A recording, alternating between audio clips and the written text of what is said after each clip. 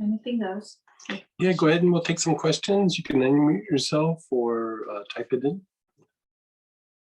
Questions about anything. And I'll make sure you guys can unmute yourself. Yep.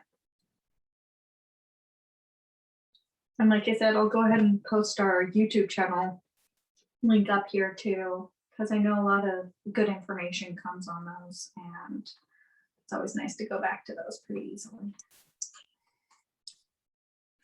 So I undid the voice on mine. It's Peggy. Hey, Peggy. Thank you for all you guys do. And I'll be looking forward to the YouTube information. Somehow or another, I didn't write that down before or something. But my question, kind sir, is anise. I remembered you saying anise was good for cardiac, and I got some cardiac stuff. And so I got it in the mail. Thank you. I'm gonna say I'm not real fond of the smell, but the question is, do I put it in water, or do I just breathe it, or do I put it a drop in my mouth? Put a couple drops of water and drink it. Yeah. Okay, and then if I go into flutter or something, will this help prevent that, or once it only occasionally starts? Like it's it depends. I mean, it could. Sometimes when we're starting to play with oils, with stuff like that, there's a few things that would potentially help with that, and you use them, but sometimes there's varying factors, and so you start treating and seeing if it helps. So anise is one that you could use. Sometimes it's a Lang Lang, but I find that anise works more for me when I'm treating people than anything and especially for the price. There's been times where I've used neroli. That can be helpful as excuse me, as well, but nothing's ever like super consistent. And so when you're looking at cardiac issues, there's so many other factors and play that it's hard to gauge what's gonna treat the condition. And sometimes it will work for a while, and then sometimes it doesn't. And so anise is a really good starting place. If there's a little bit of like pain in the physical heart, like sometimes the heart will be a little bit achy, terebinth rubbed on the chest, just like kind of neat, or just with a little bit of massage oil or lotion. Terebinth or pine, but I usually use terebinth for that.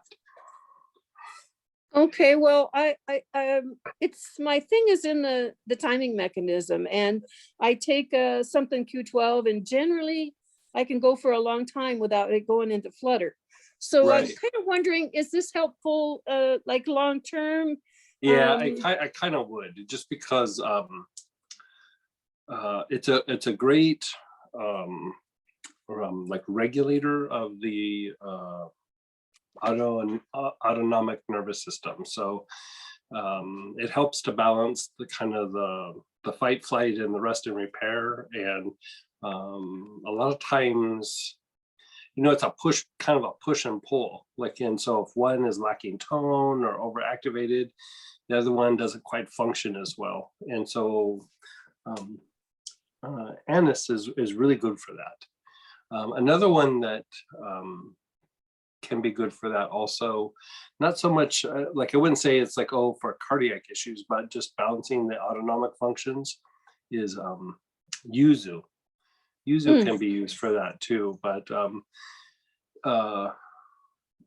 anise has a longer shelf life. It's pretty consistent. I mean, I've even used it like on farm animals. Like a lot of times when I was doing it with alpacas, but like sometimes they would be born, and they're a herd animal, so their drive to get up on their feet is pretty strong. So they usually are trying to stand within about 10 or 15 minutes. Yeah. And because they gotta be able to walk and run and get away from predators, and so sometimes what would happen is some of the babies would come out, and that you could tell they just were like spinning around and couldn't get their feet under them, and their nervous system wasn't quite functioning. And I mean, I'd put a couple drops of anise in like a little bit of water or some milk, and we'd open their throat and I'd just shoot it down their throat.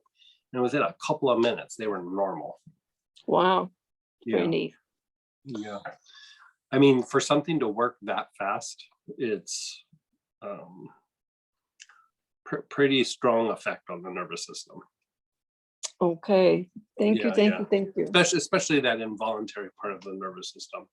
And really, you know, a lot of problems in the gut, you could look at some problems in the heart, and even issues with the respiratory tract can be autonomic nervous system, you know, dysfunction of some sorts, you know, either poorly innervated tissue or an imbalance between the sympathetic and parasympathetic. And so anise is also good for relaxing the smooth muscle, but like sometimes when it gets really wound up, people will tend to like gulp a lot, like when they're talking or when they're eating their food. Yeah. And that can cause some digestive issues, but it usually is also a sign that, like, you know, everything's getting pretty wound up. And Okay. so I would say anise is even good for using for like a tonic, you know, just to kind of keep everything kind of chill and improving digestive function and helping to keep the respiratory system kind of regulated. You know, you couldn't say necessarily that it's good for allergies, but you could say that, you know, colds, flus, exposures to environmental stressors, which would be allergies and things like that, emotional tension, stress, all those kinds of things. I mean, it might not make it go away completely, but it would diminish it, and it would make you like kind of bounce back faster, if that makes sense. Like sometimes it's like, yeah, you get it, but it takes like, you know, 3 or 4 days to bounce back. Where if you're using it, it might take you a day or half a day. Yeah, I And think so, I'm going to you know, use it as a tonic. That Yeah, sounds good. As I listen to Yeah. what you say, that sounds like, Yeah. and I bought 2 bottles. For some reason, I ordered Yeah. 2. So Yeah. I'm thinking, okay. Yeah. When I first started doing aromatherapy, I got to say, I really discounted anise. I was like, nah, you know, those things, you know, they're just, somebody made them just because they made them. And you know, as time went by, I was like, oh, it's a good digestive thing. And then after about 10 years, I was like, anise is really amazing for what it is. It is really amazing. And you know, not COVID, but you remember there was a bad flu going around. How long ago was that? Like 5-6 years ago? Yeah. Is it 6? Yeah. It was a pretty bad one. I think it was the swine one. It was like a type of SARS, or I'd have to go back and look at my notes. But one of the things that would knock it out was anise. Really? You know, you know, I kind of stumbled upon it, and I found that other people around the country, medical aromatherapists, were finding the same thing. It's kind of interesting. It's the same thing with like Sweet Annie for viruses and things like COVID. Is the Sweet Annie is showing that it has potential, and there's actually companies looking at developing some sort of product from you know, pharmaceutical product from Sweet Annie. And so they were looking at the properties of it. And you know, we've been talking about Sweet Annie for viruses for a while. It's just, it calms them down, it makes them less active. And so, you know, it's a different approach than you know, Western medicine. You're taking something for a particular symptom. You're really trying to strengthen the body to help the body fight off whatever's going on, keep the body strong, minimize the effects that the virus is having on the body. Because one of the things the viruses do is they start changing their environment to accommodate their life cycle. And so, you know, that and cancers do that too. And so, you know, you start minimizing all these effects. And one of the big key factors too is with that is reducing the agitation in the limbic system, which is what we are calling vital centers. And so when you do that, it really changes viral activity, and it changes the potential for cancer growths. And, you know, pretty much every cancer patient I ever treated had issues with the vital centers being super agitated. Like I looked at my notes, there was not one time where that was not the case. So then I started going back through and looking at just super chronic, severe issues where, you know, it's like really poor quality of life or potentially life-threatening. And almost every case, the vital centers were super, super agitated. And so it's usually the body is starting to get agitated for some reason, but it could be, you know, psychological stressors, it could be environmental stressors, you know, like for me, my body, I had cancer when I was actually very young. And I was in high school. And for me, it was, I had gotten exposed to a chemical at a job. You know, I worked all through high school, and I got exposed to a chemical, and they didn't give us any masks or ventilation. And we had to crawl into these enclosed places to deal with this chemical. And, you know, within a year, I had a small tumor back in the mouth. And thinking about just like what the vital centers are and like kind of emotional states and everything, I was fine. And all of a sudden I started feeling kind of funny, and my body started acting weird. And you know, I found it in a very early stages, didn't have to do chemo or anything. It was just one of those freak things. And we were able to cut it out, and, you know, really didn't have to do anything else. And so, but I was thinking about like how all of a sudden I start feeling funny. And, you know, where you really see that is brain tumors. Oh man, it's like the person, it's like that person is just gone. You know, you don't really, I mean, it's not every time, but when it's a malignancy up in the head, it's just, it changes the person. And if you look, man, the vital centers are really super over agitated in those cases. And so if we can get them in therapy and like calm it down, a lot of times it would have a slowing down of the tumor growth. So the Sweet Annie, a couple drops in water. Well, that will be good for viruses. But not for the limbic, decreasing the and limbic you're not system? taking that internally. You would actually inhale it and rub it mostly on your arms and legs. Yeah. Okay. Just inhaling it is pretty good, but for the cancers and things, it's the vital center class. Like if you do those 11 vital centers, yeah, it's a pretty potent foundation for really deep healing. And I would include cardiovascular issues. You know, there was somebody I just treated not too long ago. Well, you know, I just gave them some directions, and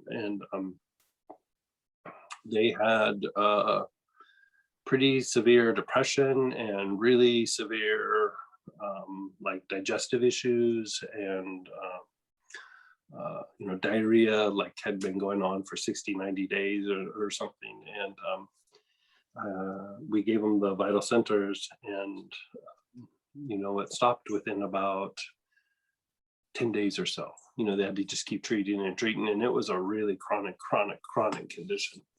So the vital center, we use the oils that come with that. I think there's 11 of them or something. Yeah. Breathe each one of them every day, or do you put them internally, or? No, just if you inhale them every day. Yeah. And then when I have like that particular person, you know, sometimes they do the pattern, sometimes they don't, and you know, they got better. That's good to know, because you know, they're not completely, but they're like 70-80% better. And like medication, nothing was working. Yeah. Well, that's great stuff. Okay, so decreasing the limbic system, that would be with the vital centers. Did I understand that correctly? Yes. Okay. Yes. Good. Thank you. I think that should help your cardiovascular issue too. Okay. Well, because still augment it with the anise, you know, Yeah. still do that. And, you know, you'll know what I'm talking about if you ever get like, you can actually like kind of feel your heart and it's a little achy. If you put terebinth on your chest, it'll take it out like that. Okay, that's good to know. Yeah. Thank you. Thank you. Thank you. And Balaji, your hands raised. Hey, Balaji. Hi, good evening, Greg. Couple of, I guess, a follow-up question on the brain waves and vital centers, because Sure. I guess, I've started doing it, but I guess there's one step around like spraying with the poplar balsam spray. Mhm, So mhm. how important is it? Because, for example, if I've run out of it, like, is there an alternative, or can I just do it without it, or? Yeah, you can do it without it. That just kind of flushes everything out and you know, takes it a bit deeper. Yeah, if you don't have it, do you have any poplar? No, I don't. Yeah, I mean, just you can do it without for a while and just see how that works. And yeah, No, yeah, but I can order. I was just curious yeah, oh yeah. in the Like if meantime, it's I just can. a few days, it does make it stronger. Like in the early days, you know, I didn't have poplar, so I didn't use it. And then when we started using it around here, poplar, oh man, it makes it like go way deeper. And so, I mean, it is helpful. But like if you don't have it, like sometimes when I travel, I don't take the poplar or balsam spray because I'm, you know, can't carry it on a plane and everything. Mhm. I mean, I could check it, but I usually keep that kit in my backpack. So one follow-up question again on that Mhm. same thing. I think in the class, in the very end, you had mentioned that you can just inhale all the 11 oils one after another without the pattern, right, for Mhm. maintenance. But like, Mhm. so before you reach the quote-unquote maintenance stage, how long would you think will be, I guess? Or Oh, it's different from person to person. You're talking about how oh, long until you can reach that? Yeah, you yeah. know, I would do it more like this, like maybe once a week, sit down and do the patterns. Like just Okay. fire through the patterns, and then in between, like say you do that on Sunday, during Mhm. the week, just like for 10 minutes, just sit and inhale them. You know, just 10-15 minutes tops. You know, just sit and go through the whole 11, and then you get to next Sunday again. Then you fire through the whole pattern again. You know, Okay. you don't have to do the maintenance every day, but like, you know, you might be feeling kind of good and you have a couple of days go by and you go, I could use a little maintenance. And so, I mean, I literally carry those in my backpack when I travel, because sometimes even on the plane, I'll pull a couple out and just start smelling them. And, you know, I don't go through the whole 11, but I might start hitting the first few. Usually by the time I get to the third one, I'm starting to feel a lot better. Great. And sorry, one more question Yeah, right regarding the away. same, right? For example, right, during class, right, you walk us through, you sort of like take us through like slowly through the procedure. Sometimes you say, be still and do it again and all, Uh-huh. right? So, but for us, like, say, can I just like say, example, like just run through it? Yeah. Yeah, Yeah. okay, Yeah. okay. Because I, Yeah, we're doing like a kind of an intense therapy session when we're all doing it together. And so, you know, you got to be practical too. And sometimes, you know, you're a family guy, you got a bunch of things to do. You know, you sit down, you do it in an hour and a half. That's still doing pretty good. And then you can just like space out a little bit at the end and let it incubate and call it good. great, okay. So that's the questions on the vital center. But now, I guess I keep coming back to you with like this pain and that pain. I guess maybe like a month ago, I was again playing with my kids and I doing some exercise, doing some challenges. And then I stretched my both shoulders, I should say, but my right shoulder is it's like it's good now, but my left shoulder it still hurts. And I've been applying, Where does it hurt at? I guess like on the side, again the On the side. side, like kind of right in there. Yeah, exactly right. Yeah. Yeah. Okay. Can you go like this? Yeah, I can do all this in the sense I can go, but I have this dull, achy pain, and sometimes it's like radiates, and I just have. Yeah, that's an impingement.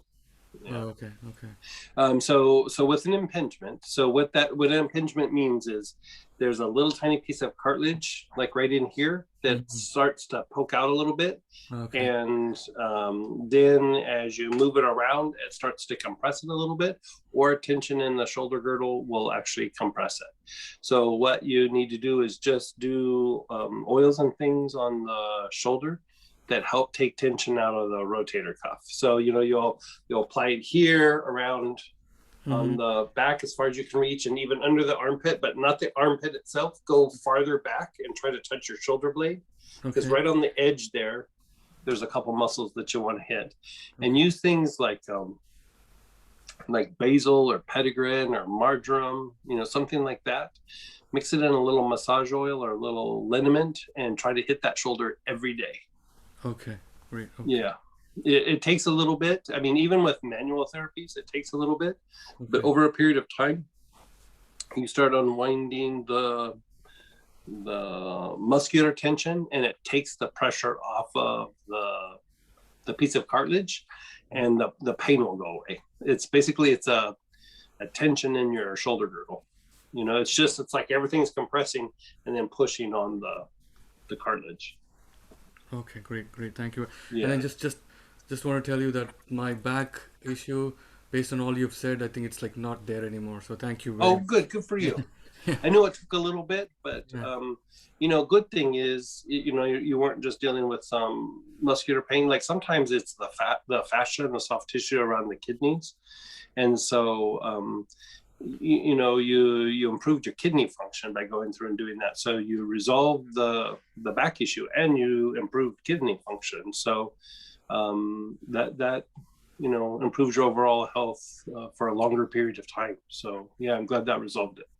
But on the maintenance again, the kidneys, should I be worried about like doing it more, or in the sense, should I be doing some maintenance? Because I'm still. I would do it from time to time, regardless of if you're feeling pain or not. Maybe not wait till there's pain, but I mean, one of the things Master Choa said was from time to time, it's good for you to clean your kidneys, when you're doing meditation and things like that.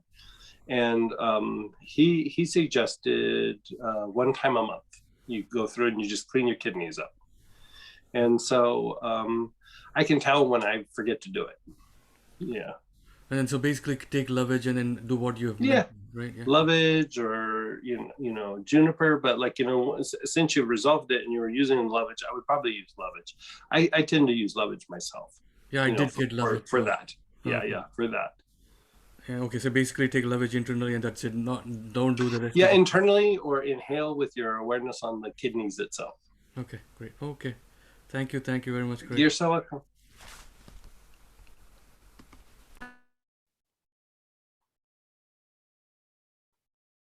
So we had some questions a little earlier when you were talking about the ANS. Someone asked if the ANS support. Yeah, that would work as well too. Yeah, yeah. Is there an impact on the oils when using tuning forks? Impact. Yeah, I would think that it would take, especially when you do it topically, it would probably drive the oil in a little bit deeper. I think when you're inhaling it and then put it on different parts of the body, it's a way to direct it to that area and maybe even go a little bit deeper. Yeah, I mean, tuning forks, like singing bowls, bells, all of those, they have a cleansing effect, and the tuning forks are really good about opening up the tissue. And you can also put bowls on the body and, conk the bowls, and they have a pretty good effect as well. They're very cleansing, very, very cleansing. And so, yeah, I think it's a good combination. Does Sweet Annie calm viruses, or does it regulate the immune system, or both? It does both. Yeah. Yeah. What is lantana used for? It's been one of my favorite plants since I saw it in a greenhouse 65 years ago when I was there with my grandma. I just bought some. Oh boy, I'm gonna have to look that up. It's a new one for me too. Let me find my notes.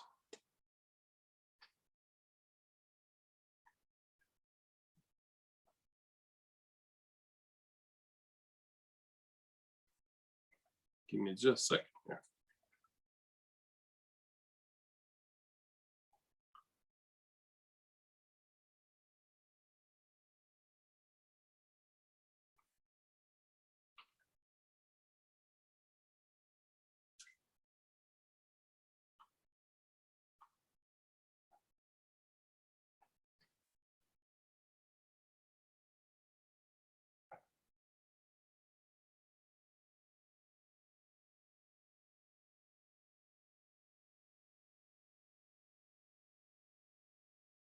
No, I'm not finding it. Let me see if I can find it before the end. If not, maybe we'll send that out.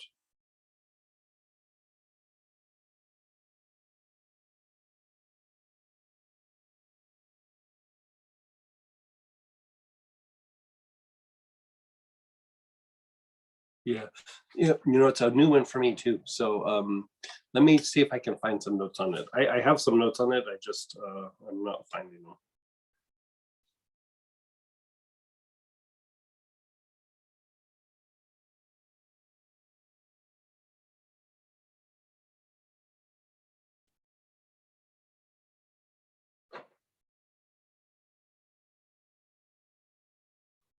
Yeah, I'm not finding it. Sorry. Is Sweet Annie a blend? No, it's a single oil. Yeah, it's in the Artemisia family actually. Does unwind oil unwind muscle tension? Yeah, it unwinds muscle tension, and it's I named it that because it unwinds contractures, and there's different kinds of like soft tissue tension or body tension.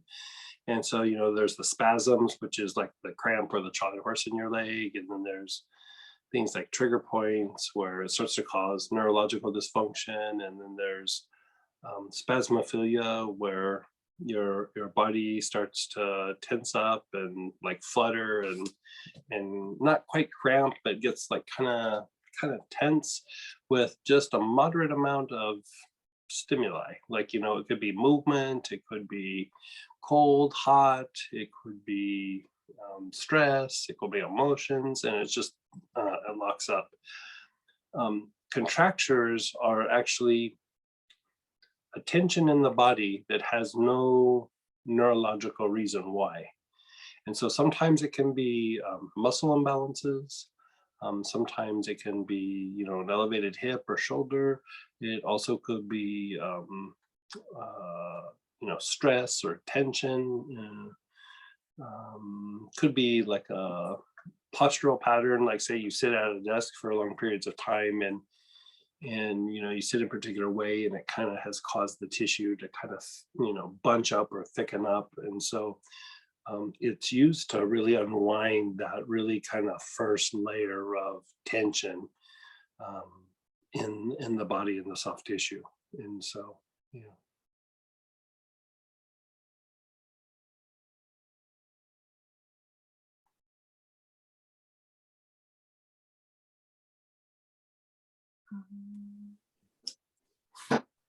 Go ahead, Cindy. Hey, hi Greg, Sam. Hey. Is there anything that works for bunions?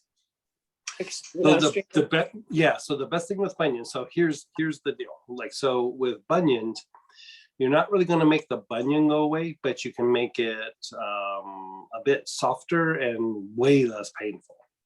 Okay. But what's happened is that joint has been compromised. Like, so say this is the big toe and here's the other toes. Right. That toe is starting to rotate, so that bone is not completely in alignment, and that bursa sac off on the side is starting to harden up and get large. And so the thing that you really want to do there is just make the person as comfortable as possible. If it's not too big or too bad, a lot of times that's all you really need to do. I've treated some people with really, really big bunions, and we were able to keep them comfortable for quite a while. A lot of times they would still have surgery, but it was more for cosmetic reasons. They weren't doing it because they were in pain. And so the one kind of big go-to oil would be Taggets. Okay. That it is like anything related to the feet. Taggets is your like go-to thing. And so you know, you can mix it with spikenard, you can mix it with valerian or vetiver, the other things that are relaxing and kind of soothing. But I would keep the blend like primarily Taggets, and it's a way to improve circulation, like kind of detoxify the feet and get things out of the feet. You know, it takes a lot of the tension out without using a lot of heat to do it. Like it's kind of cool and stimulating to movement at the same time. And so, you know, again, about 30 drops of Taggets in like a massage oil, and then just rub it all over the feet. You know, even though you're treating the bunion, I would still probably treat a little bit more of the foot and take it all the way up to the ankle, just to unwind the foot itself and take some of the tension out. A lot of times you're also dealing with some tension up the leg a little bit. And so, you know, if you want to rub some up on the shin itself, you know, on the soft tissue part, a little bit more towards the outside, like kind of along the bone, but on the outside, there's this muscle called the anterior tibialis. And a lot of times when people are having issues, they might have the issue there or farther out to the side of the calf, you know, area. It's not the calf itself, but like directly on the side. Sometimes that muscle is impacted. And so, you know, you take some of the tension off, it just helps keep the person comfortable. Okay, I'll have to try it. Yeah. Taggets works really good. That whole that blend soothing foot rub is a lot of Taggets. I think if I remember right, it's got spikenard and like helichrysum or something, just to kind of try to make that pain blend. But the main component is Taggets. In Europe, they use the Taggets for just about anything foot related. That's good to know. Thanks. Yeah. It's like you can almost just try that first without even wondering what it is. You know, it's just so good for the feet. Super. Thank you. Yeah, you're so welcome. Hey, this is Cassandra. I have a question. Yeah, fire away. I can't remember what you said it is, but on my left thumb, I'm right-handed, but this is on my left thumb and the knuckle. It's got like this little bony, painful little like a little Like ball up under the skin. Like a little nodule. Yeah. Yes, and it just showed up like a week or two ago.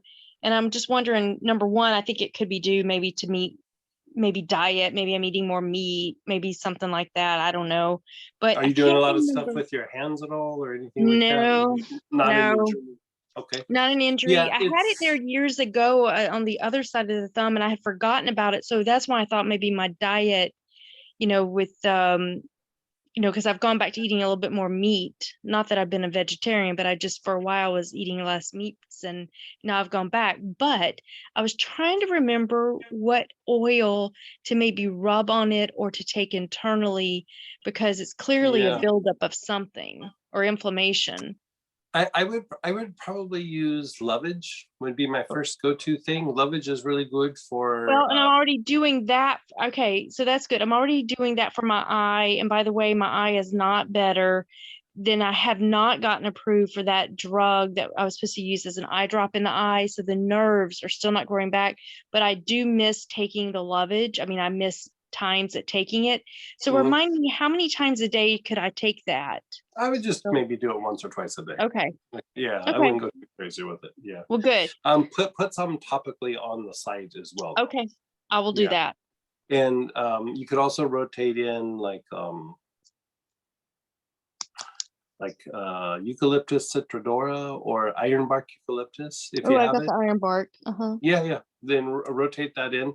You know, you can do them together, but I would actually do them probably separately and just do them at different times and just see if that helps.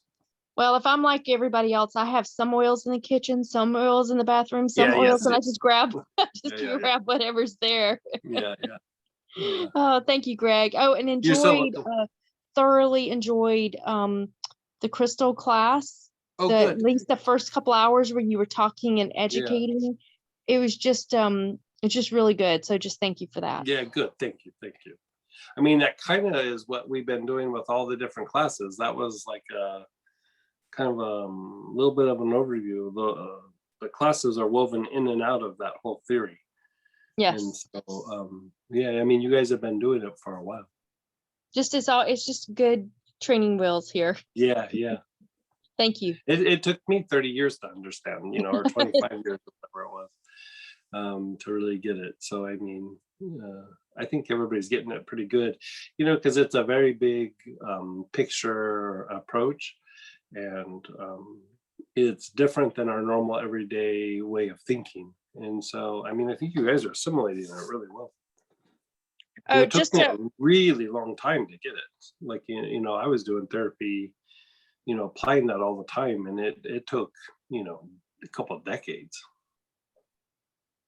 And just to wrap up, I saw Zechariah post that was for the thumb. The iron bark, eucalyptus, or the lovage was for like a little nodule on the knuckle of the thumb. Mm-hmm. I was just letting her Yes. know that. Okay. Yes. Oh, okay. Thanks. Okay. Yeah. And Letty, your hand's raised. Hey, Miss Letty. Yes, hi guys. How are y'all doing today? Hey. Okay, so I have a quick question. I was just wondering if we can go over really quick or briefly on pain on side of the leg that kind of like starts at the hip and kind of shoots down to the knee. Is it sharp or is it achy? Okay, so the person told me that it's pretty sharp and also achy, and it hurts really bad at night that they can't lay on that. It's the right side of their body. But I was wondering if that was the same thing. Remember Paulina was talking about a lady that had some like really bad like pain that started in her hip area and went all the way down. Was it that like the same thing as the psoas, or? It could be, but like, does it get worse when they lay on their side, the same side? Yeah, she said that she cannot lay on it at night. It hurts really bad. So it's probably kind of a little bit, they're related, but it's a little bit of a culmination of things. So one of the things you want to do, this is the secondary thing, is the biggest tendon of the body runs along the side of your leg, you know, outside of your upper thigh, called the iliotibial band, or sometimes they'll just call it the IT band. And so you can rub something like marjoram, even in a knead application or in a little bit of massage oil, from like the side of the knee all the way up to the side of the hip. And, you know, a person can just lay down and rub it on like when they're laying in bed. And if you do that on a regular basis, it does take some of the tension out. That tendon, when it gets tight, there's a really big muscle under there that's the quadricep. You know, the quadricep has, you know, different sections of it, and when it gets pretty wound up on that side, it will affect the back, the hip. I mean, it really can affect a lot. And so once it gets aggravated, it can be stubborn. You know, it's not something that just goes away easy or goes away on its own. And so you could treat that, but most likely what's happening, and this would still aggravate that area, is the ligaments for the head of the thigh bone, the head of the femur, going into the socket of the hip. They're irritated, or they're a little bit long. I can't remember. I'd have to look at my notes. I want to say they're a little bit long. And so that side gets irritated a little bit easy. And, you know, laying on it exaggerates the problem. And so again, you could use kind of the same oils up on the like the butt cheek and the side of the leg and in that area. But anytime where you're seeing like dull, achy pain, the achy can get really bad. Like, it can get really where it almost starts to feel kind of sharp. You're also dealing with tissue that's toxic, and toxic meaning that the lymph is moving really poorly, right? Moving really super poorly. And so you can do the thing where you do the lymphatic technique where you go back and forth between the cedar and the marjoram. Cedar for a couple minutes and then marjoram, and you're basically opening and closing that area, and you're manually pumping the lymph to detoxify that area. You could also just use the lymphatic blend, but sometimes you need to really actually kind of pump it a little bit. So the other thing that, I don't know that I've really talked about this very much, but it's ironic because I think it's in the notes for, might be for the allergies, or it's in the notes for the retreat at the end of the month, is, the byproduct of stress is one of the hormones is cortisol. And cortisone, it helps to reduce inflammation, but over a period of time, it starts to cause problems with how the lymph moves in a particular area. It can cause a particular area of the body to be like fatigued and not really respond well. It has an effect of slowing down the rate of healing in a particular area. Can aggravate the sensory nerves a little bit. So sometimes when things are a little bit unresponsive, that is the thing that needs to kind of be treated. You're still treated in the lymphatic system, but you almost have to unwind the effects of the prolonged periods of time of elevated cortisol. And so when cortisol has been there for a while, you'll even start to have diminished immune response. And you'll also have the muscle will start wasting away, like it will start losing tone and start breaking down. And so it's a thing that, like, if there's been inflammation in an area for a long period of time, the area will start to have higher and higher levels of cortisol, and you'll need to kind of break it up and like flush it out of that particular part of the body. Poplar does it just by itself, but one of the things that I use is wormwood and like opopanax. Like R&R would kind of do it, and then there is another type of wormwood that is a bit stronger. It's one of the best things for exhaustion. And when cortisol has been in a part of the body that's where there's been like inflammation for a long period of time, it's like the tissues and the mechanisms in that area get like just like run down. They like get like kind of exhausted, even though the person overall might feel like fatigued, but a particular part of their body will get exhausted. And so you see that in long-term issues or issues where there is tissue breaking down, or things are bone on bone or close, or you have a ligament issue, or there's an old injury, something of that nature. And so I put something like that in the rotation just to help keep unwinding the body. And when you go through and when you use those oils that help deal with the cortisol, then when you go back and you treat the lymphatic function, it moves so much easier. Oh my God, it moves so much easier. And so we are going to talk about it. I think it's actually this weekend. If it's not this weekend, it's the end of the month. No, it's this weekend. Yeah, so we'll. Yeah, we'll she be said talking- she's had it for 10 years. And she Yeah, said the it's- doctors can't find what it is. Yeah. She she's thought it probably was had sciatic and they said no. Yeah, no, it's sciatic would be down the back of her leg. Yeah, it's and here's the thing is like the person who would most likely diagnose that would be an orthopedic guy, like just a GP or something, with the ligament issue and the head of the femur and the socket. It's somebody who like has manually dealt with like hips, like, you know, that would just be their thing. It's not that it's not common, it's not commonly diagnosed. And so, you know, a lot of times you just go, oh, you have hip pain, yada, yada, yada. The orthopedic guy is looking at it because he's potentially going to do surgery, you know, and not always, but potentially. So he wants to know why it's having pain. And so that's why you'll get sometimes a better diagnosis from that kind of physician.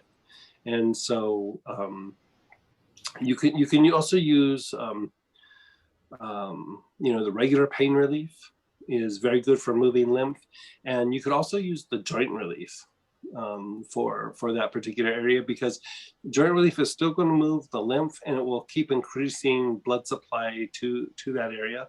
But it's best if they probably don't sleep on that side.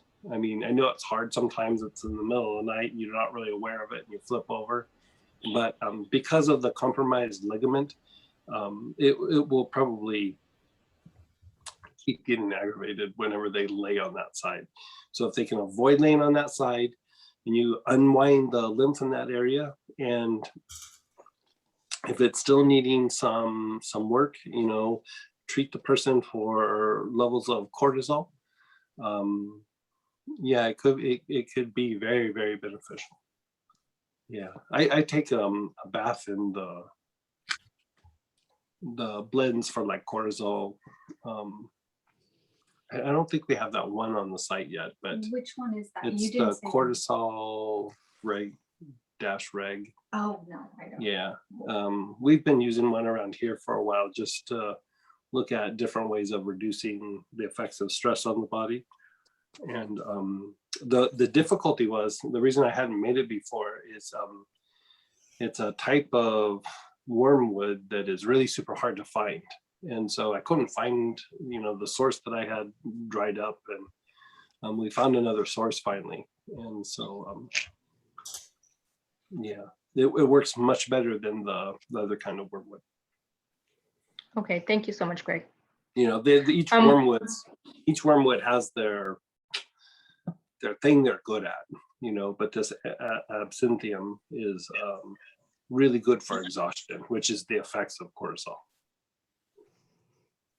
And what about like pranic healing? What would you just do? Go into that area? Same thing. You'd get in and, you know, treat the lymph of the joint and sweep the tissue, you know, even to the point of the skin, and then keep going a little bit deeper. That iliotibial band is not super deep in the tissue, and so, but when it gets aggravated, it's especially mid thigh is like usually a pretty good hot spot. And then as you go back down and you get just a little bit above the knee, but on the side is another really big hot spot. And that, you know, will kind of go down to the upper part of the knee area, but on the side. And if you treat those areas, it's good. But I mean, I treat the whole side of the leg. Okay, thank you so much. Yeah, you're so welcome. And Laura, your hand, please. Hey, Laura. Hey, Greg. How are you? I'm okay. This is a continuation on the cortisol. I go to a nurse practitioner that my cortisol is out of the roof. The numbers are at the wrong time for everything is wrong. And it's because I've got high stress that the situation will not change for a while. Right.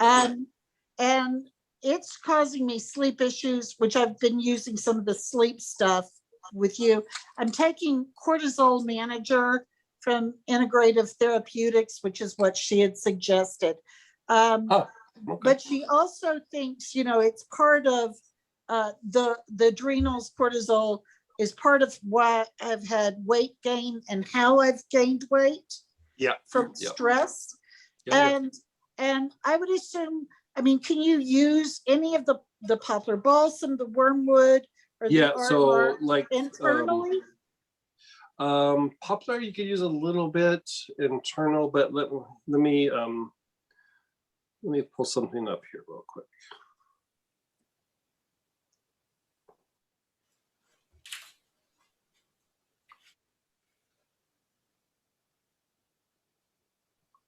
They're mostly sleep issues and weight gain and just overall stress. Right. But it's definitely cortisol issues.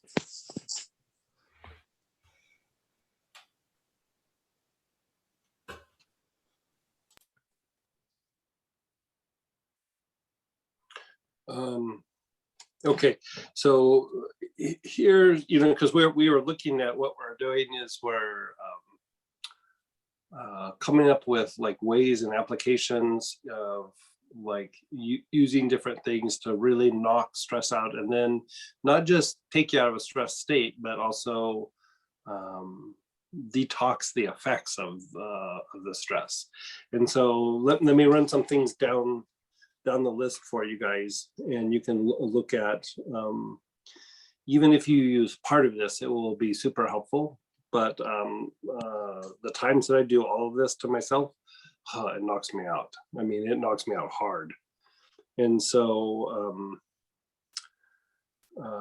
I noticed that like after a little bit, my energy levels are better. Like after I do it a day or two, my energy levels are better, my head's clearer, I focus more. You're undoing the effects of the cortisol, because I mean, one of the byproducts too is a little bit of fuzzy thinking and things like that. And so here is what we were looking at. We were looking at, we're still kind of playing with it, but I'll just give you my rough draft of what we were looking at.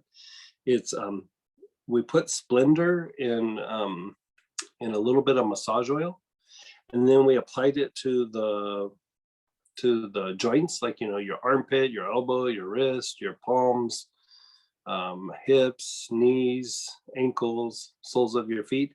And then we dabbed it on some of the chakras. I would, if you can, I'd try to hit all the chakras, but it's just a way to flush out the stress energy very quickly. If you don't do that, at least hit the arms and the legs. That's a good approach. If you don't put it in a massage oil, just put a little dab of the Splendor on each of the areas. Then we took the relaxation blend, and we made it into a liniment. So basically you added it to alcohol.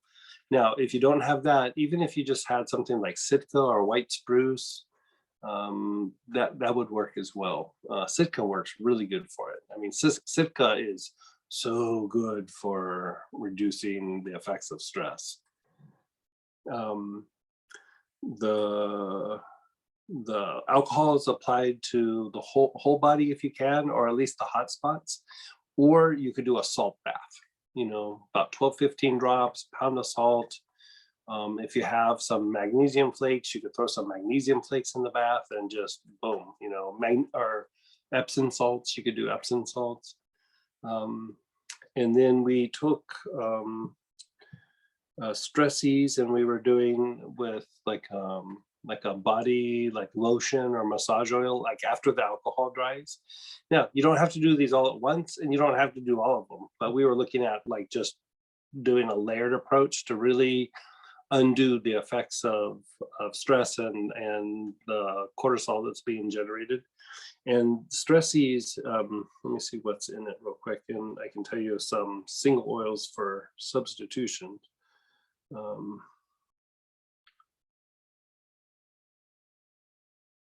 Give me just a sec here. Stress-Ease.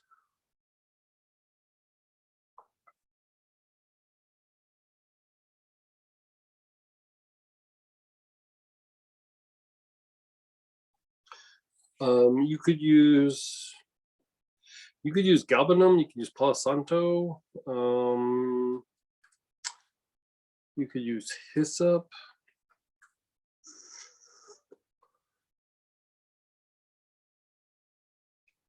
or even mugwort.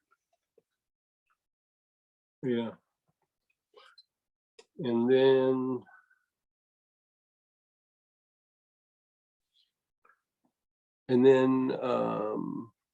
let's see, de-stress. Hold on, let me look this other one up. I don't know that we even, do we have de-stress on the website or no? Okay.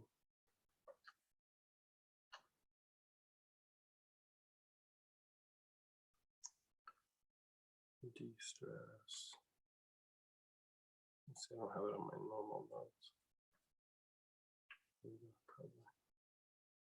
No, I don't. Okay.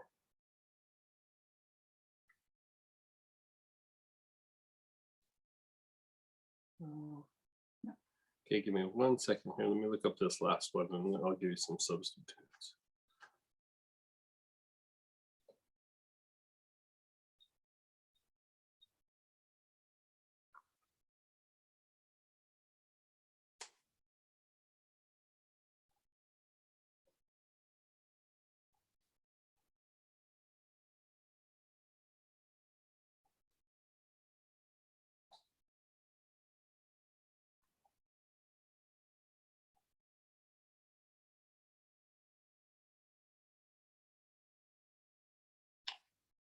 Oh, I don't have it at the right spot.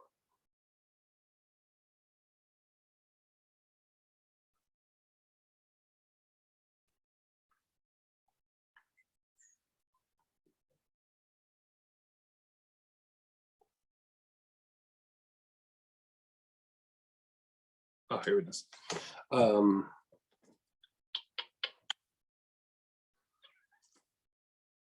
Yeah, you know why it's got large in it. That's why. You could use the frankincense serrata is the one that we were using, or some spruces, and that would be applied just through sustained inhalation.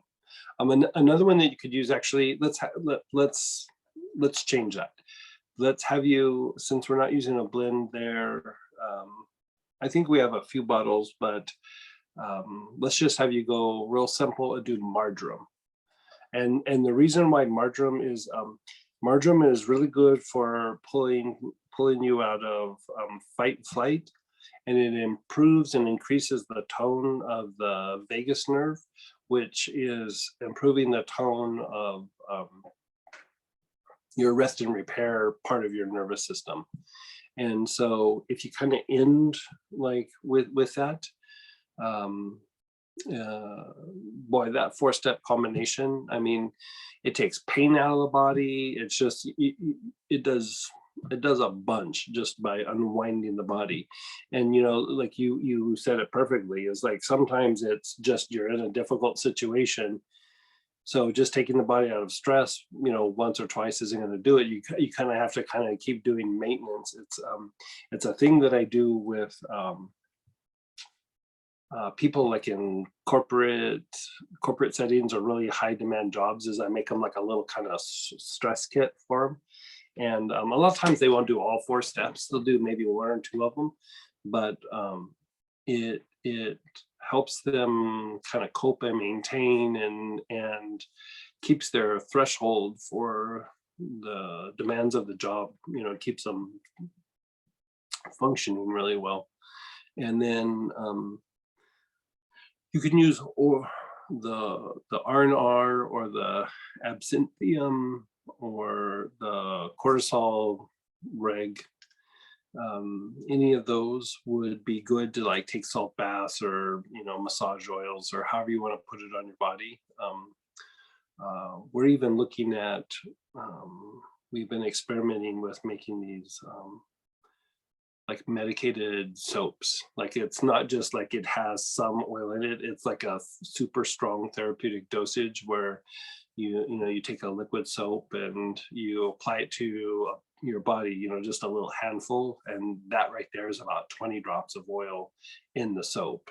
And, you know, you rub it all over your body in the hot water, which has opened up your pores, and then you just stand there for a couple minutes and then rinse it off.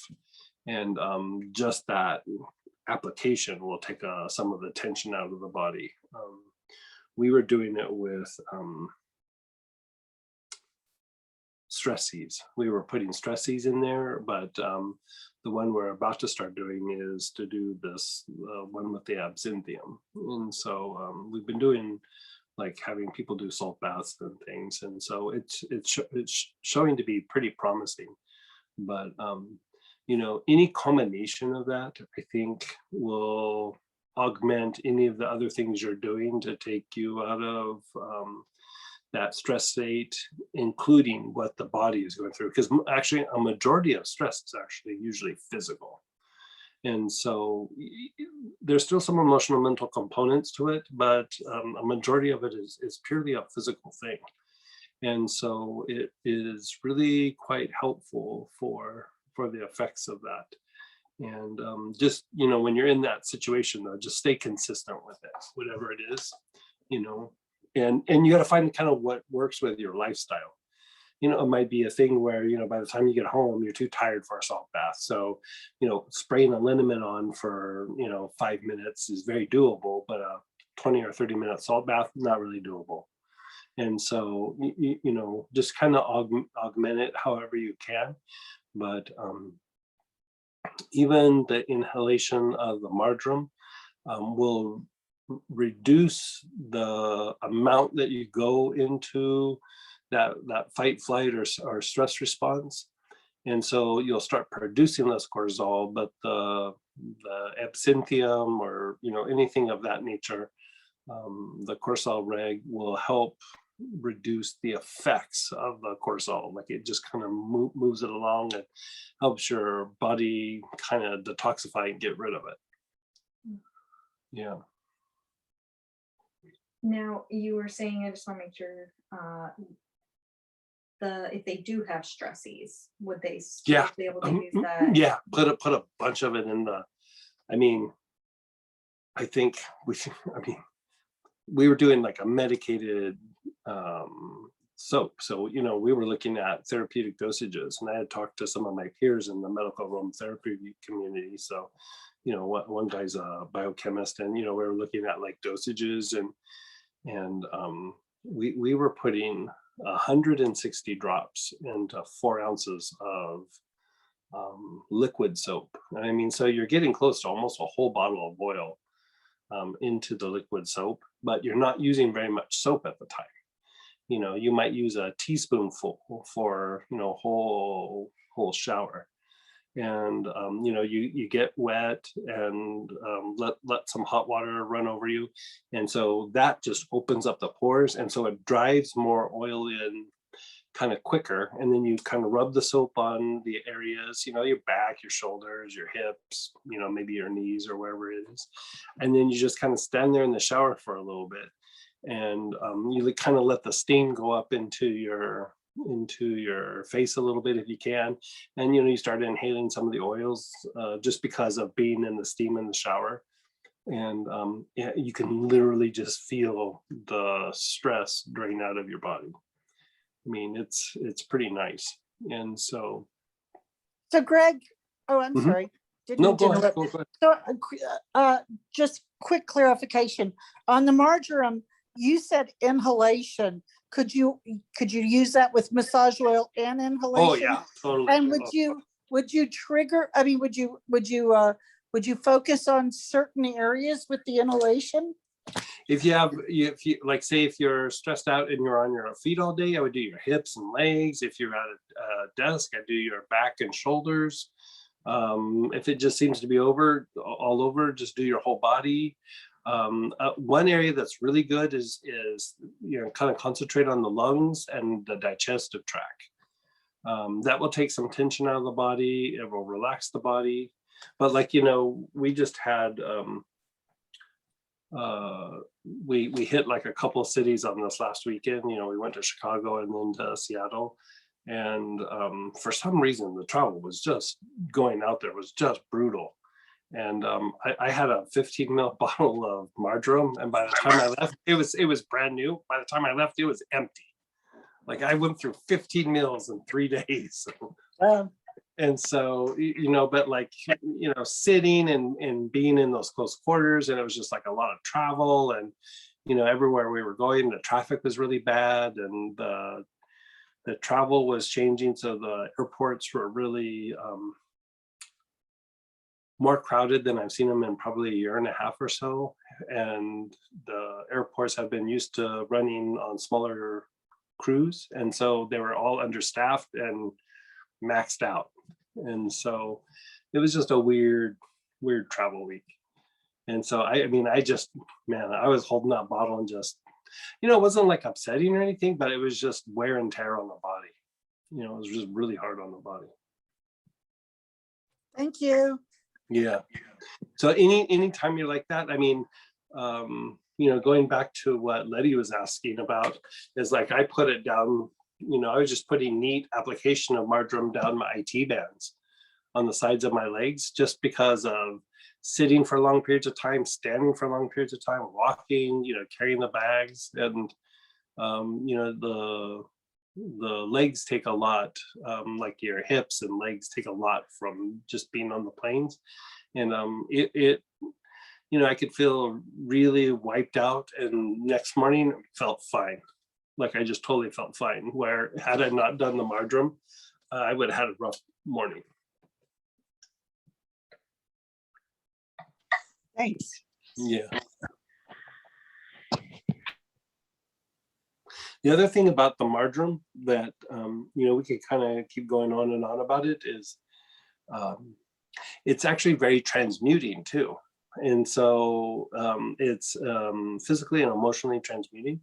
And so it's transmuting the stress, but if there's a little bit of emotions of getting agitated or a little upset, it's very activating to the heart. And when you smell it, you don't really think of it as being going, this is, something that's, going to activate and make my heart really big. It, it smells a little medicinal. And, but when you start inhaling it, it's calming to the emotional body. It's very calming to the emotional body. Hi, Greg. Oh, go Hey. ahead, Poppy. Okay. Hey, Fabi. Hey, how are you? I'm doing good. Good. So, Greg, it's a new thing with like two of my clients, is that they took the COVID shot because Yeah. of the profession. So they were not forced to, but they were they were recommended. Strongly suggested, yeah. Exactly, strongly suggested, exactly. And right now they're having some major emotional issues. So they Really? are crying a Emotional. lot. Not big. It's weird because when I scan their bodies, it's fear. So the fear is guilt and fear. They feel guilty that they took a shot where they don't believe is good. And they have fear they're gonna develop a disease and they're gonna die young. And it's interesting because today I was talking to a friend of mine who is a doctor, and she said like it probably like 30% of my patients that took the shot are having the same issues. Really? Yes, a lot of fear. Like they start the session regularly, they start shaking, and then they start crying, and they said, I'm gonna die. And it's so much fear. It's building their kidneys, and it's it's like, so the sessions are taking double the time because to get that fear out, they are feared that they're going to develop all kinds of disease, and fear of, and also feeling guilty because apparently there's a lot of people that are anti-vaccine that don't even want to get near people that took the shot. That's like this very strange fear that they have. And my question is, Yeah, what to do about it? Yeah. exactly. Let me process this for a second.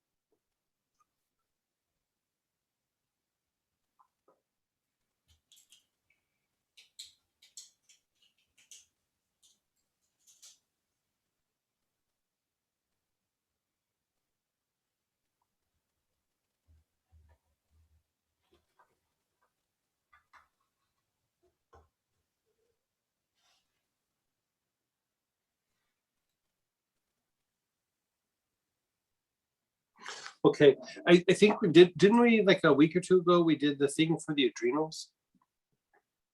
Yeah, it's cedar, then hyssop. Yes, then we did. sage, yeah, then sage, and then galbanum. And then the pattern, it's not a common pattern, so it's front solar, Yep. back solar, Mhm. Mingmen, Yep. yeah, kidneys, Kidneys. and then your basic, or their basic. And then after that, like let it cook for a minute and then have them go back up to their brain, like, and just put their awareness on their brain. And so each oil, go through and do a pattern with them if they can do it. If you just had like time for one, or they'll only do one, I would probably choose galbanum. Okay. Yeah, I mean, you might have to experiment with it. Like it could be a little bit different for different personality types. But you know, one of the other things that we use sometimes for fears is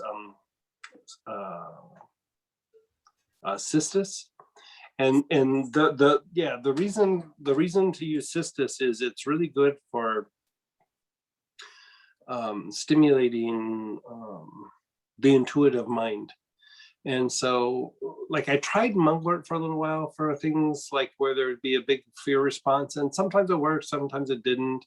And I mean, that happens a little bit with cistus too, but cistus is a little bit more consistent, and you're basically trying to pull them out of that instinctive mind mode. And you know, that is a thing that we are going to talk about on the weekend of the retreat. We're going to go through like the different perceptions and treat them with oils. And so, but that is a good start. And then the other thing that I add to that is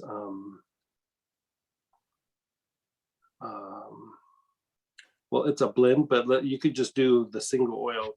You could use either Sitka or Blue Tansy. And I tend to use, for this, I tend to use Blue Tansy.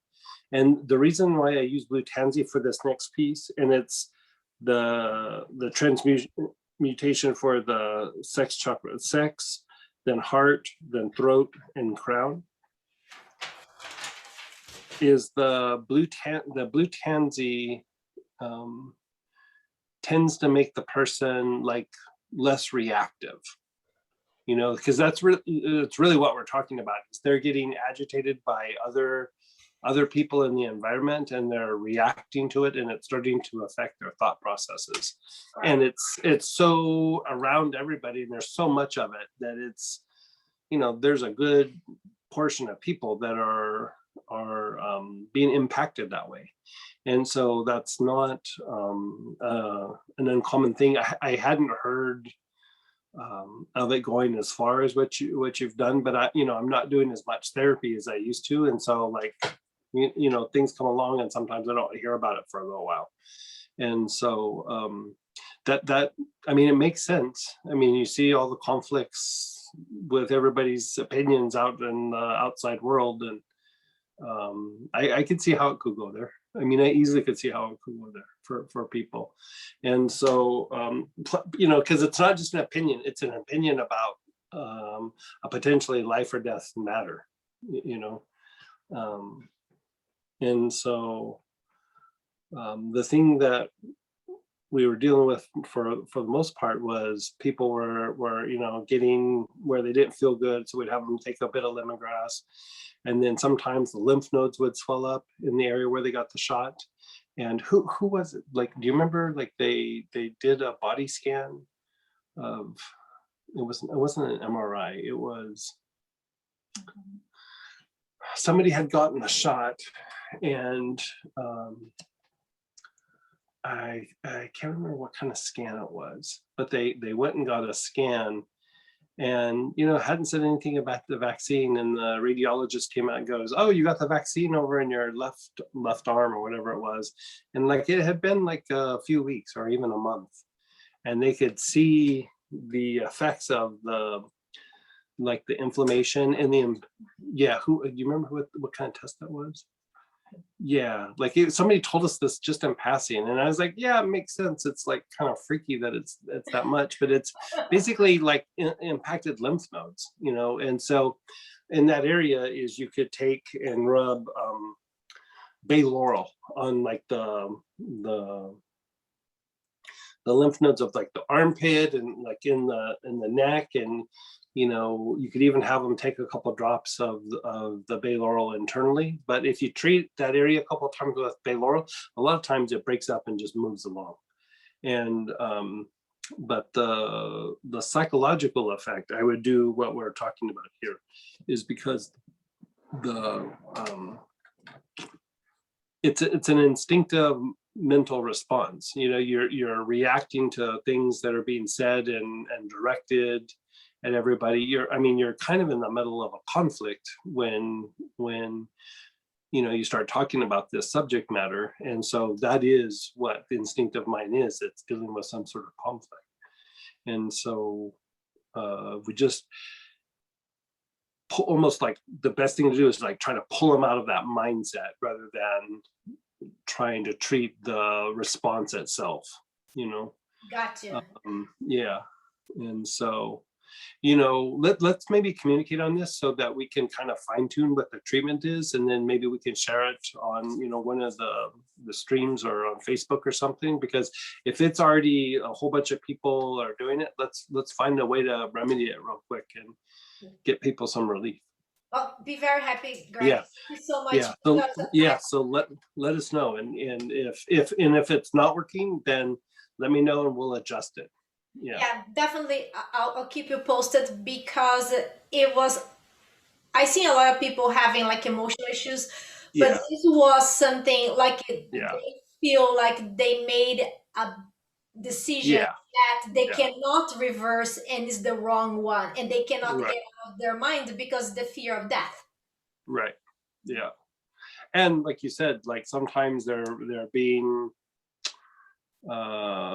pushed to do it, and you know, then it starts to be about job security, and you know, they're almost in these situations where they're being pulled in all these different directions, and they feel like they can't make a right choice no matter what they do. And so Right. it's like it's like almost like a case of like feeling helpless, and you're just being, you know, pecked at all the time, you know. Yeah. I remember like last year, before it really got going, like this was like in February and March,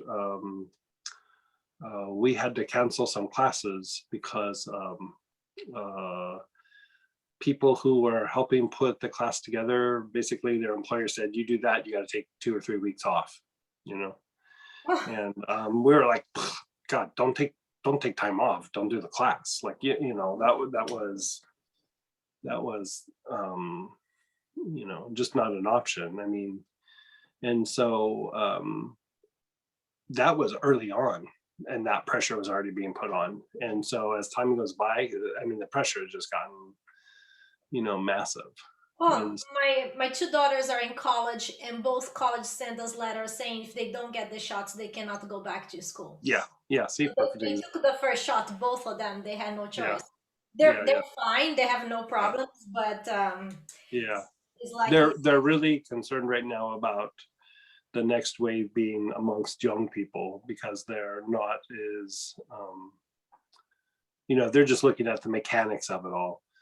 They're not as vaccinated as people who are older, and so there's quiet kind of panic amongst like the science community, whatever you want to call it, that the next wave is young people. makes sense. I see more and more. Yeah, they are healthier though, like you know what I mean. And like once the areas get up to herd immunity, it kind of changes the rules a bit. But I mean, we haven't ever seen anything like it in the modern times. So I mean, everything that people are doing, you know, it's some science and some guesswork. I mean, it really is some guesswork. And so I mean, if you look at what's happening in India, it's because the population is so dense, and then they don't have the medical facilities to handle everything, and so it's just, you know, got out of control. And so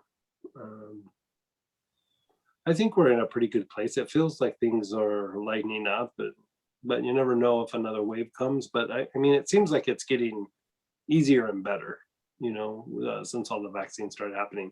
I think the daily death rate has gone down by 5 times, you know, like it went from 250 a day down to about 48 to 50 a day, you know, 1,000, or yeah, 48 to, no, not deaths,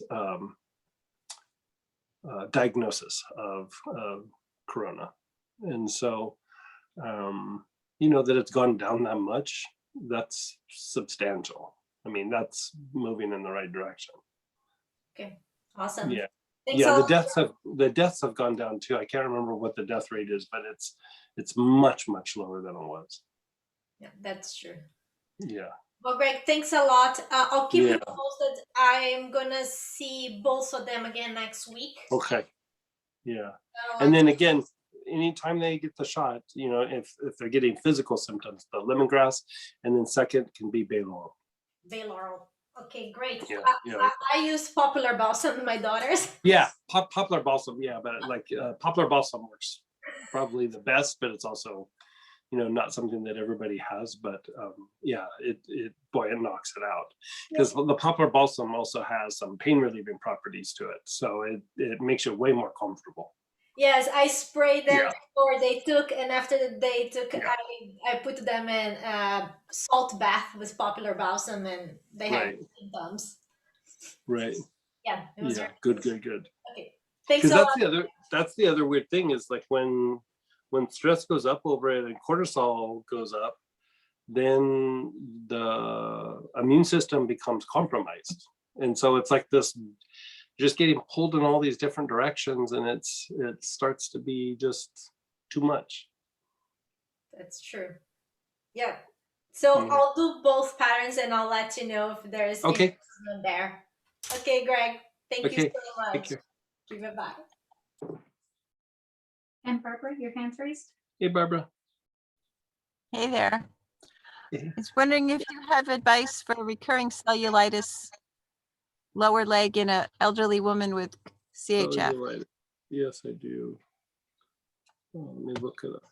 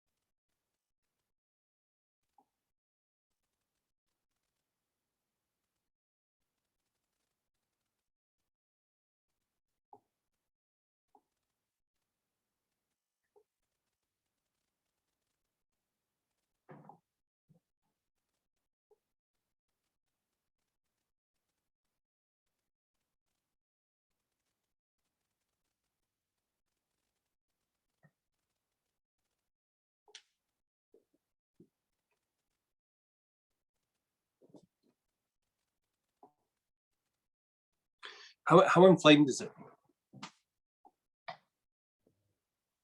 It was pretty inflamed. They've started her on antibiotics. It's the 3rd time she's had it. And it's in the legs, or where is it at?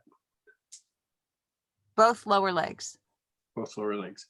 So if it's really super inflamed and painful, you can put some yarrow. I would do it like in a massage oil, but probably the big thing that I would use would be like either birch or birch tar. Birch tar is a little bit more soothing, and the birch by itself is a little bit more pain relief. And so either one will work because they'll stimulate lymphatic movement. And so anything that's lymphatic oil and doesn't have like a ton of heat.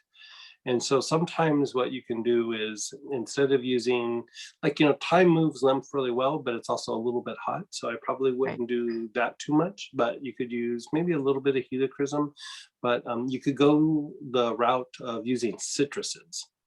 Do a little bit of lemon and grapefruit. You could do cypress, things that are kind of cool, but still move the lymph. And so the Those are all in a birch, massage oil? I would probably do it in a massage oil. Okay. After it starts getting a bit better and starts going down, part of what you're dealing with is also you're dealing with inflammation in the fascia. And so, because the cellulitis, it gets so inflamed that just everything starts losing tone. And so as they start to feel better, what I do is I put lemongrass in alcohol and I spray it on the area, just like, once, just cover it. And then wait for it to dry up, and then put marjoram in a massage oil and rub it on the area, but not really massaging it, just kind of applying it on, and let that kind of soak in for a little bit. And then maybe a little bit later in the day, do some bay laurel, or you could even use something like thuja or arbor vitae, but bay laurel would probably be, actually any of them would work. And so they'll help to stimulate the lymph nodes.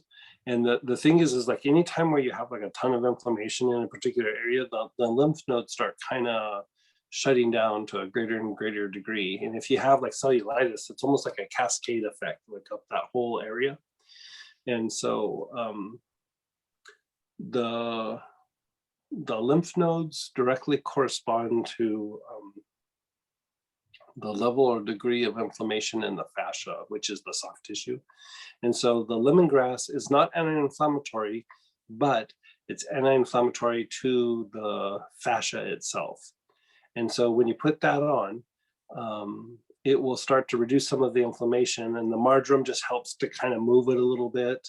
Because if you just do lemongrass, it will unwind it a little bit and then it just kind of stops. You have to kind of do some of the process, for the body until it gets kick-started there. And then when you start opening up those lymph nodes, just the act of doing the lemongrass a lot of times will start to help activate the lymph nodes. And by the time you're doing the bay laurel and the thuja or arbor vitae, whichever one you choose, the lymph nodes start getting active and they start processing the inflammation and sorts, and it usually starts to resolve itself with much less treatment. And so I still try to stay on it for a little bit, but cellulitis can be really super uncomfortable. So birch is a good one to go to. We're even looking at doing, how we're talking about the medicated soaps, is one of the medicated soaps is we were just going to do straight up like birch tar in a medicated soap, just because it's energetically cleansing, but it just feels so good because it just kind of moves the lymph, it opens up the lymph nodes. It's just, it's not the best thing to open up the lymph nodes, but it does it enough. And just kind of feels good on the body. And so it would be a way of doing maintenance on these areas. And so you could do any version of that just because of the pain relieving property and the lymphatic stimulant part of the effect. And so that should help. But if you do a few treatments and that's not helping, then let us know, because we'll come up with something different. Sometimes you're also having to deal with like body types, and there might be other issues that you might need to augment the treatment, but those things right off the bat should really do a decent amount of work. Thank you. And that last round, the bay laurel or thuja, that's also in in an oil and applied You lightly. could, you could, yeah, you could apply it as an oil, and even if their body's getting a little too overwhelmed with that, you could actually do like a compress on the joints that are affected. You know, so you could do like, it doesn't even have to be hot. It could be like a lukewarm kind of compress. There's a couple of times where I actually even did a cold compress, just because it was kind of soothing, and you know, it's not the best delivery system, but it was still getting it in a way that was not too overwhelming to the tissue. You know, because you don't want to just dump on a bunch of oils on something that's so inflamed, because it's not really able to process things like normal Right. tissue.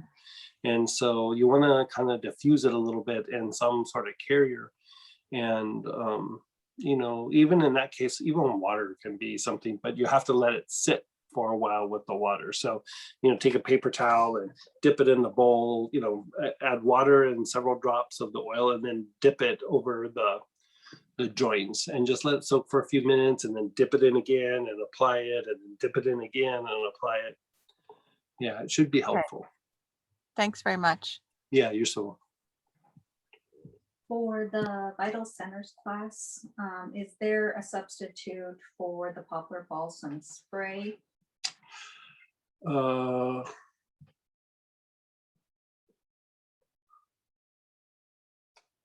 mean, you can try inhaling the poplar balsam. I mean, you can just try doing it without it, but it's, I mean, in the old days, I used to use the centers, but I didn't use the spray, but the spray just drives it so much deeper. And so, I mean, it's not doing anything wrong if you don't use it. It's just, it's more effective if you do use it. And so you can try inhaling poplar balsam, but until we got the poplar balsam, there was nothing that I really found that did what the poplar balsam was doing. Yeah.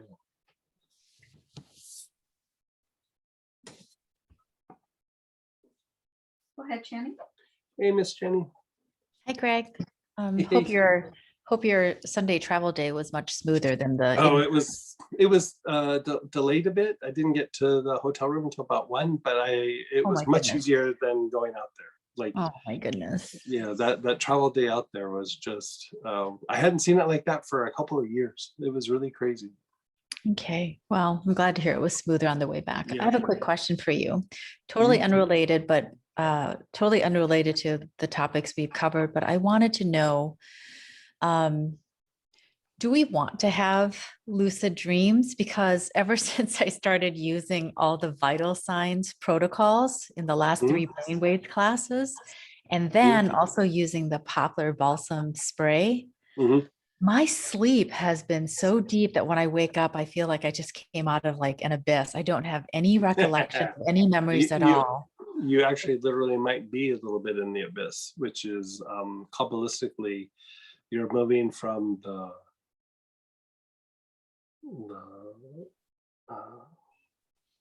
kind of the realm of the incarnated soul, where you're starting to, you pass through this abyss and you start to touch the higher soul. And so really when that starts to happen, you go through this like kind of deep, almost like nothingness. And so yeah, when you're having like deep lucid dreams or a lot of intuitive activity, you're stimulating the intuitive mind. And you know, the thing with stimulating the intuitive mind is you're really letting go of especially lower mental, like you're letting go of some emotional stuff too, but I mean, you're really letting go of lower mental stuff, the instinctive mind, the critical mind, even in the abstract and strategic mind. You're letting it go and cleaning it up, and it's really changing how you process the environment. And you really go from being outwardly focused, driven, however you want to say it, would be more probably outwardly focused or aware, to starting to turn inward. And so that's very good, but it's also a little bit like you said, you almost feel a little bit altered sometimes when you come out of it, like in meditation or in the morning. And so for that, like when you come out, you wake up in the morning, just inhale some rosemary for a little bit and help you bring you back into your form, because it would still happen. It's just that sometimes it's a little bit slower for you to get into the body. And, when you got to get up and work, you don't want to be kind of half in the inner world. You want to be like, when you're awake and focused, you want to be focusing on your work. But then when you're resting or when you're innovating, you would actually want to be a little bit more in the inner world. So, Okay. Is it rosemary? Is that the only one that I should be inhaling? I no, haven't. rosemary, basil, petitgrain, peppermint, corn mint, Scotch mint, Scotch mint and spearmint, not as much, but it would still work. Even cinnamon and thyme would work. They're a little bit more hot. I tend to go the rosemary route, but Okay. they would still work.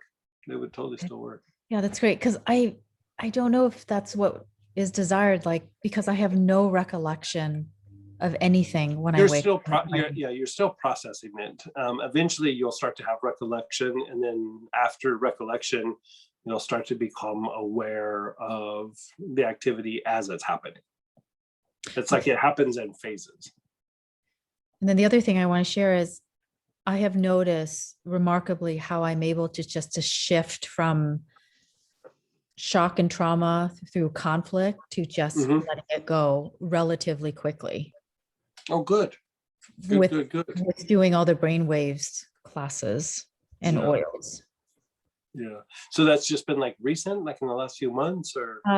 Especially in the last 2 weeks, but yes, there's been a couple of shocking traumatic events, but I was able Mhm. just to feel it and then Mhm. address it and then move on.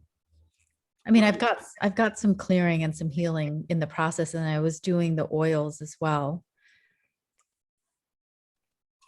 Yeah, like it's you almost like it when you're working the brainwaves and the vital centers, it's almost like you have and it's not abnormal in a bad way. It's abnormal that it's just not like what normal people do. Like you almost don't have like the normal responses to certain kinds of events, traumas and Right. stresses and things. And so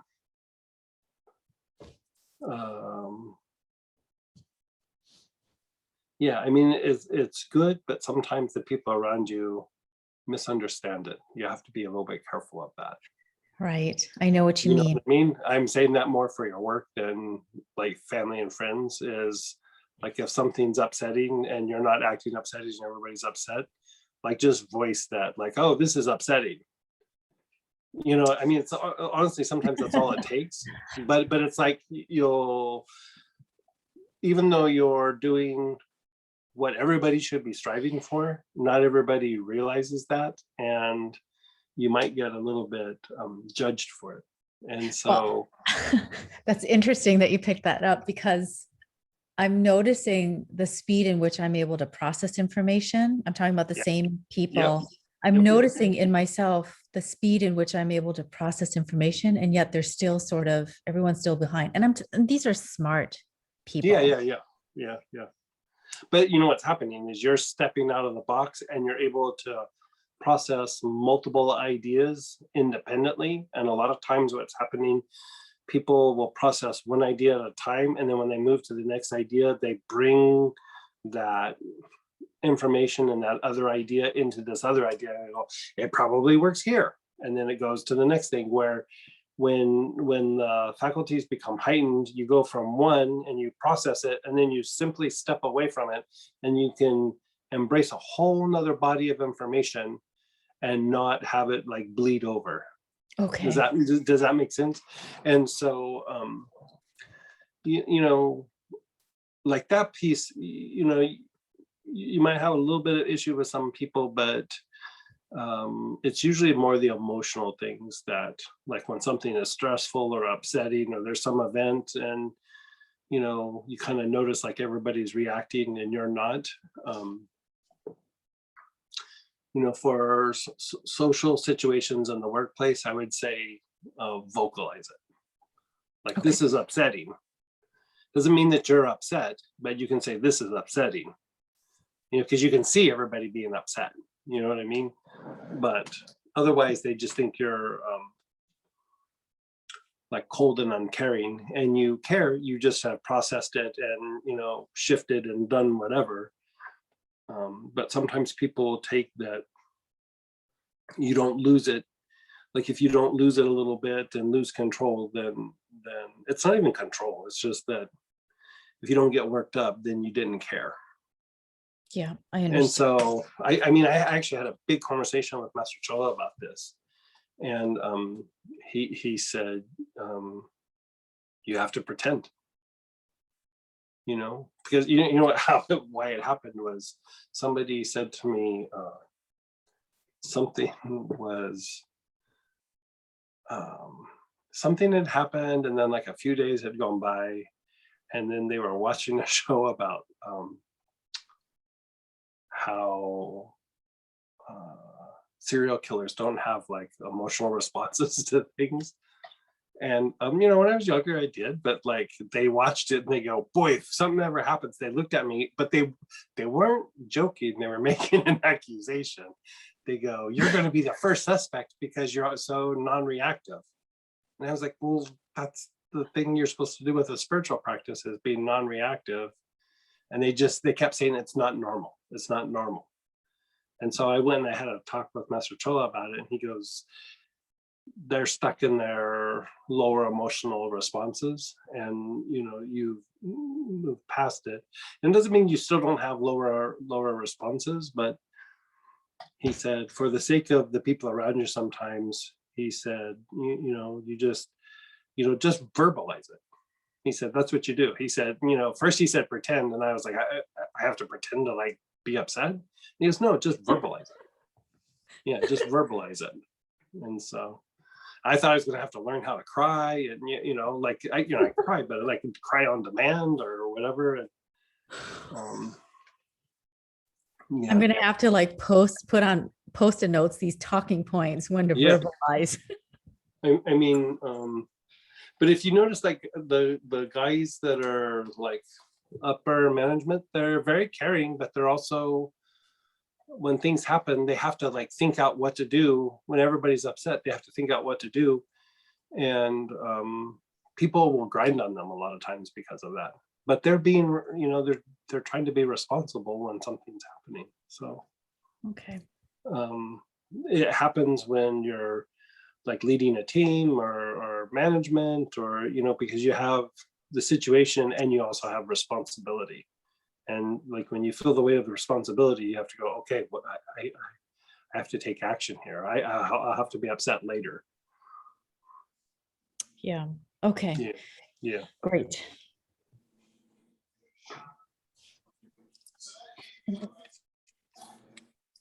Just to piggyback, can I say? Yeah, That's- yeah, of course. Oh, just to piggyback on what she was saying, like I've been having all the same dreams and the deep sleep and things, but a different reaction from coworkers. Like what? It's what? like they're so much more relaxed and Oh, good. friendly and stuff, because I'm reflecting a little bit while you were talking, and I was thinking, well, maybe because they're so stressed that being around somebody who's not letting anything get to them is making them feel a little more relaxed.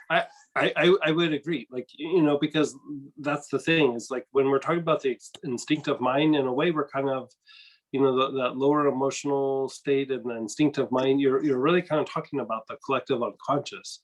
And so people are impacted by the people around them, that they overreact, or that they're, like you said, calm and peaceful. And so you'll notice that, like, you could say all the words in the world that would be supportive or kind or loving or understanding, but you being in that state of just being calm and just really super kind of chill when something's happening, that has way more of an impact on people than your words. And some of it is the energy that you're giving off, but you're also setting like an example. And, you know, as humans, we have this mechanism that we mimic the people around us a little bit, you know, good or bad. And when you become more aware, you become more choosy about what you mimic, but the mechanism is there. And so in the extreme setting, it is a devotional practice. Like when Hanuman is sitting and watching his teacher, he's utilizing the mechanism from being a human, and he's watching his teacher and he's just mimicking the teacher so that he at some point can have a degree of oneness with the teacher, or a deeper level of oneness. And so it's the same mechanism, but on the lower end, when people are upset, it tends to upset the people around them, and sometimes they don't even know why. But when you're being calmer and more relaxed and things happen, you notice they'll get upset and then they calm down because the energy is not like feeding on each other. You know, you're setting that example in the situation with all the chaos. And so it's a way of calming things down. And the thing is like working the vital centers, you're really cultivating, you're cultivating light, but you're cultivating divine love. I mean, when you go through and you work that, it is creating an environment within your psyche and your body of not just being loving towards other people, but divine love. And so you're tempering a lot of your triggers and your responses, and it's changing your physiology somewhat, and it's changing how your nervous system and your emotions interact, and then eventually it hits the mental body. And so like Channing was saying, like she's processing information at a much faster rate. It's because the body and the emotions are calmer than they were before. They're less agitated. And so when that happens, I mean, it's the mechanism for meditation. You calm the body, you're able to feel greater levels of emotion. You calm the emotions, your mind gets sharper and you're able to process more information. And then when you calm the mind, the potential for greater spiritual experiences are there. So, you know, you're in a situation where you need to be more loving, then you're able to be it because the body's so calm. If you're needing to process information, the mind can go way deeper, way faster, and also walk away from it faster. And then time to meditate or do prayer, then you're able to have that experience. And so it's really tied to like doing each one of them more in depth and as best as you can. And it's by calming down the agitation and the steps, you know, the physical body, the emotional body, the mental body, but even within each body, there's a breakdown, you know, higher and lower. And yeah, That makes sense. yeah. You'll notice that people will behave different. You'll get different responses from people. People start to be a little bit more attracted to like interacting with you, like just like out of the blue. You know, That's yeah, exactly what's going on, because it's mostly administration, which I never hardly ever see, but when this last like week and a half, I just go like, why would they come back in my room and bring me this? Or, you know, it was just interesting. Yeah. And they probably don't know, but they No. just, you know, they're just kind of following their set of reactions, and it's like, it feels nicer here, or I'm going to be nicer to this person, or, you know, it's just stuff like that. And so yeah, it's like, you know, that idea, you have two coins to ding, and you're almost like taking away one of the coins, and people are just like, oh, this is nice, you know what I mean? Right. Yeah. Yes. Thanks. Yeah, good for you. Good for all you guys.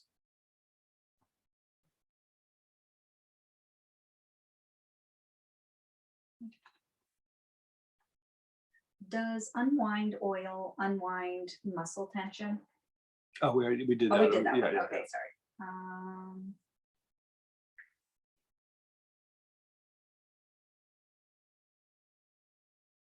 is there any essential oil and protocol to treat chiplins? What is it? Oh, chilblains? Yeah. Yeah.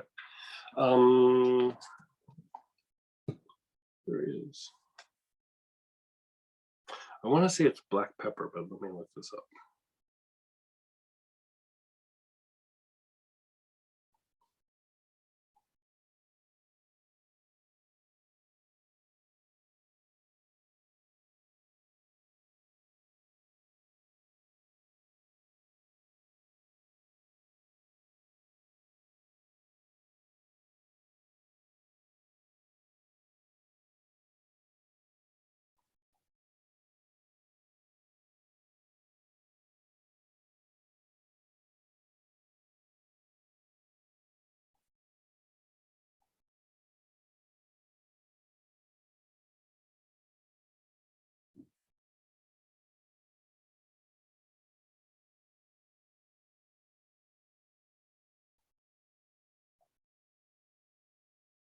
Give me just a second here.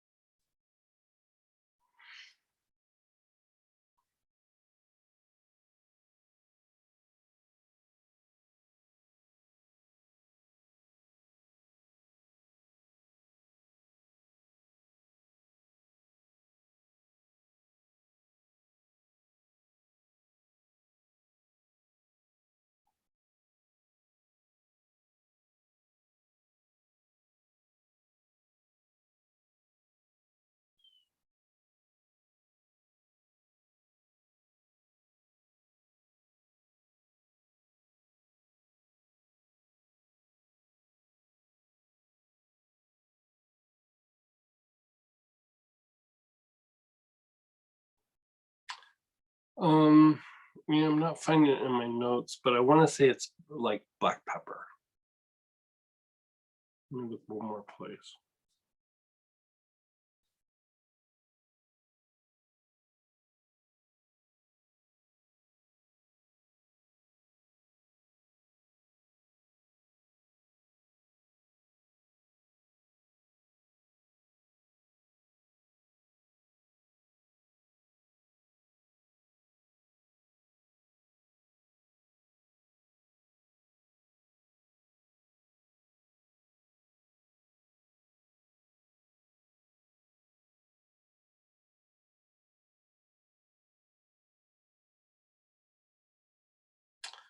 You know, I'm not sure.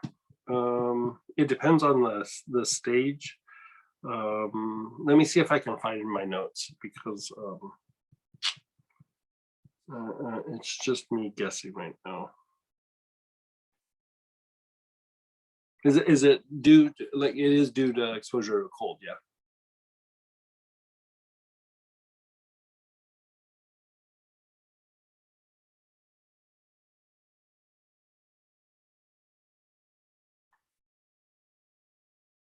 The chilblain is caused by the cold?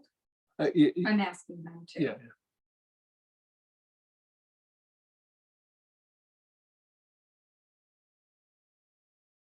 If he types in, I'll get back to you Okay. on that.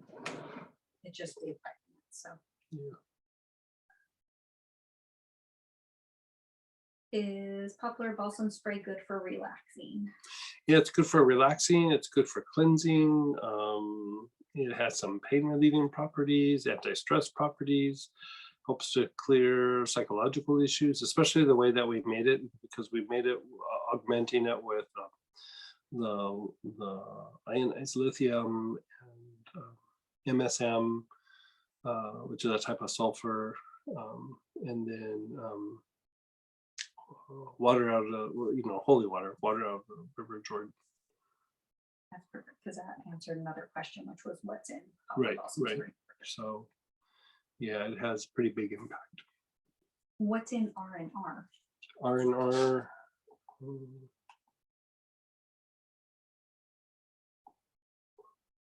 Sorry, I have to look them up.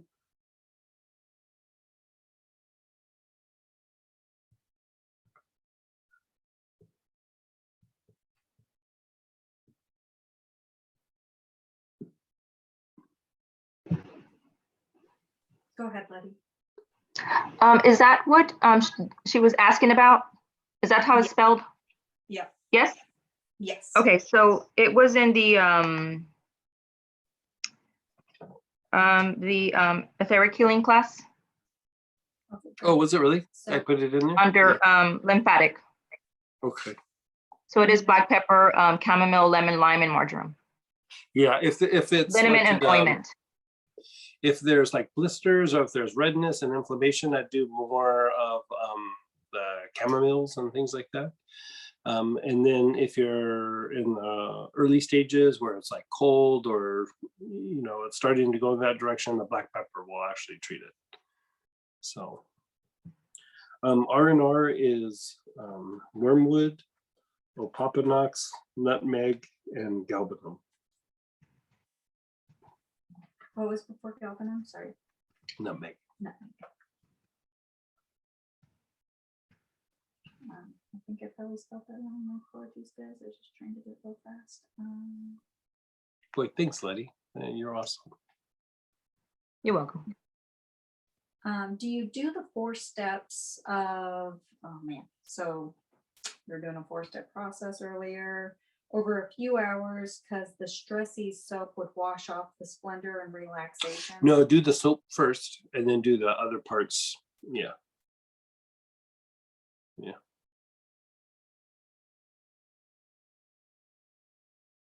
Or you could do them separated out. Like it doesn't have to be all just right on top of each other. Let me get that one. Will marjoram help the numbness, neuropathy in feet with sciatica? Your best bet with that is to treat the leg lymph with reducing the inflammation through lymphatic function, and then treating the hip and the low back for the sciatic issue.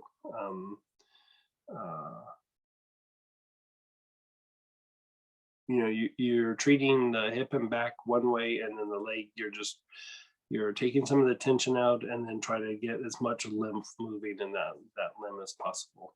You could use the cortisol reg and the absinthium or R&R on that leg, just to help reduce the effects of the stress that it's had, from being compromised for so long, and then treat the lymphatic system. I've had times where that has worked faster, but the neuropathy is you got to treat it all the way from the hip down. You can't get too focused on just the site, because the issue is up high. So you want to treat the site and treat up high. And it is 8 o'clock, but Ginger, I'm going to get your last question here. What oils do you suggest for grief? So grief, so a couple things. You could use marjoram by itself. You could use rose, marjoram, rose, and cypress together work really super well.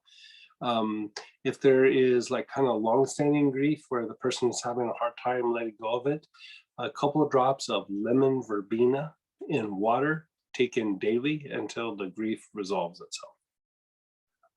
Really good for letting go of just deep grief, or just a grief that a person can't break out of. Usually I start with the marjoram or the rose, and then if that doesn't work, I do all 3 of them, marjoram, rose, and cypress together. Marjoram first, then rose, then cypress. And then if that still doesn't get it, then I put them on lemon verbena daily for a little while. right, it's 8:01. Okay.